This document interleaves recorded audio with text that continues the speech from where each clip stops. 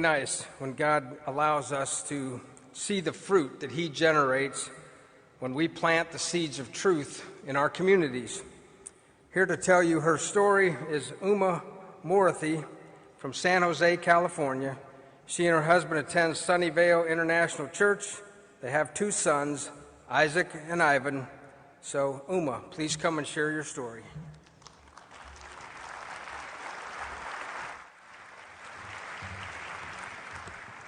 Praise the Lord.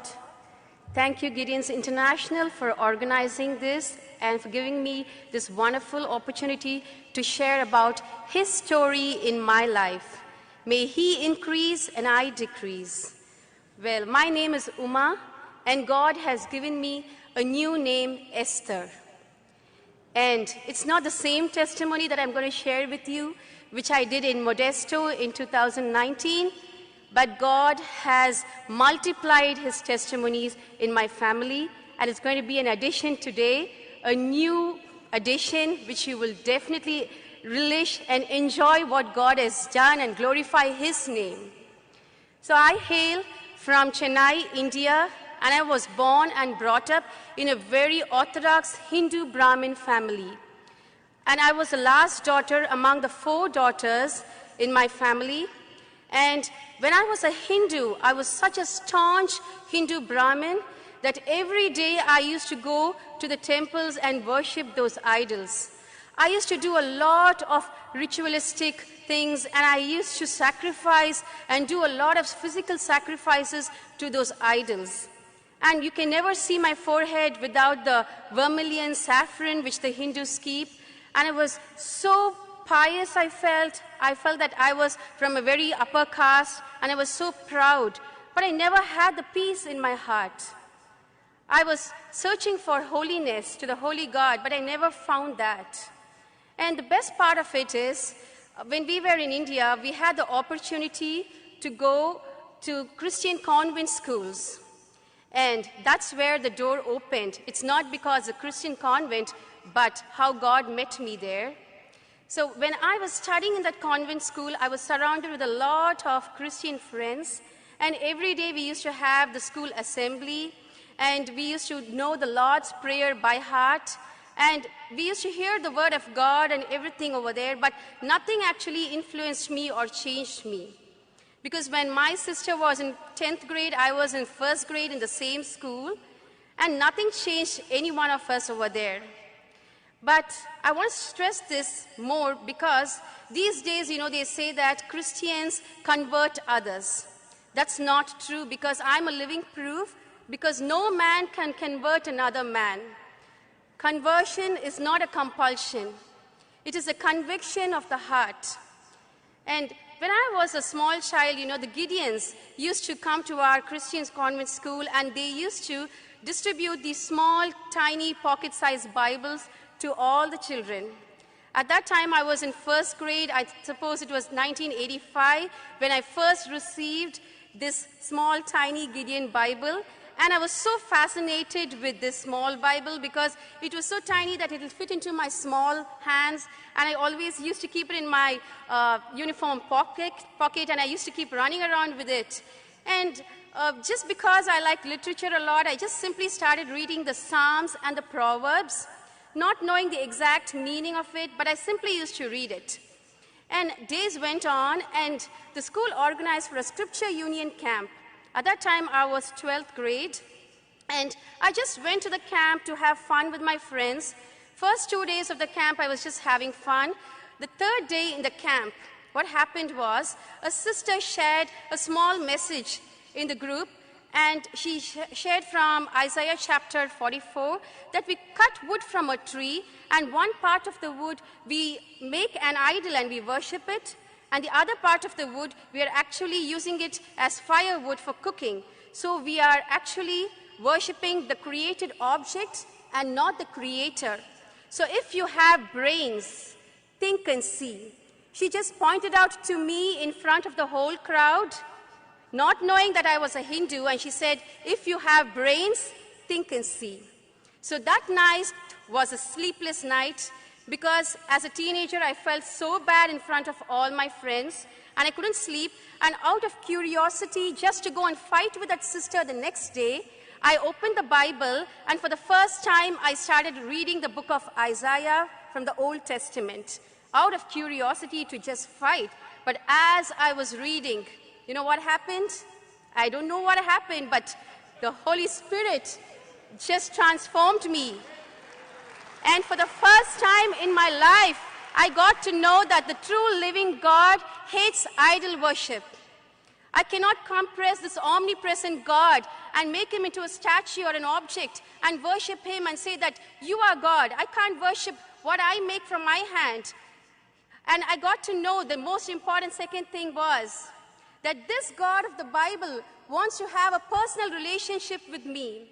When I was a Hindu, I used to worship 1,000 gods. It is said that in Hinduism, there are 33 crores of gods, and I used to worship so many gods for each and everything. But none of those gods wanted to have a personal relationship with me in my life. But the God of the Bible wanted me to have a personal relationship with him. And I can call this God Abba Father, my dad, my own father. I can share with him anything as I am. And the third most important thing that I got to know is that this God of the Bible does not require any sacrifices. Because when I was a Hindu, I used to do a lot of ritualistic sacrifices. I used to dip myself into Ganges. I need not do that anything. I need not go climb the Himalayas. I need not go to the river Ganges and dip for holiness to wash away and cleanse my sins. But this God sacrificed himself on the cross of Calvary while I was still a sinner.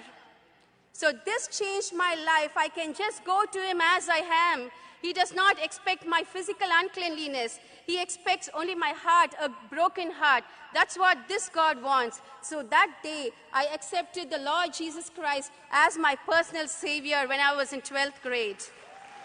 Praise God. And through it all, life wasn't so easy. A Christian life isn't so easy. The path is so narrow, so difficult. I had to go through a lot of persecutions. My family could not accept my faith because I could not hide the light, you see. It reflects. So the family did not accept me. They used to throw the Bibles away in my house. And most of the days, the restrooms were the prayer rooms for me. But I'm just telling this for God's glory because my parents who once persecuted me are now in the Lord. That's the addition of the testimony, I should say. Praise God. So the Lord blessed me in my education. The Lord healed my tongue tie. Once I used to be stammering, but now I'm speaking in front of 2,000 people, I suppose. And the Lord made me a lecturer in a college. I was teaching children. I was serving the Lord. And the Lord blessed me in my marriage. Since we were Hindus, my parents could not accept a Christian. But she said, my parents said, especially mom, she said that if the person is just like you, who's a converted Christian, who's still a vegetarian from a Hindu background, we will accept that bridegroom. And God gave me that person.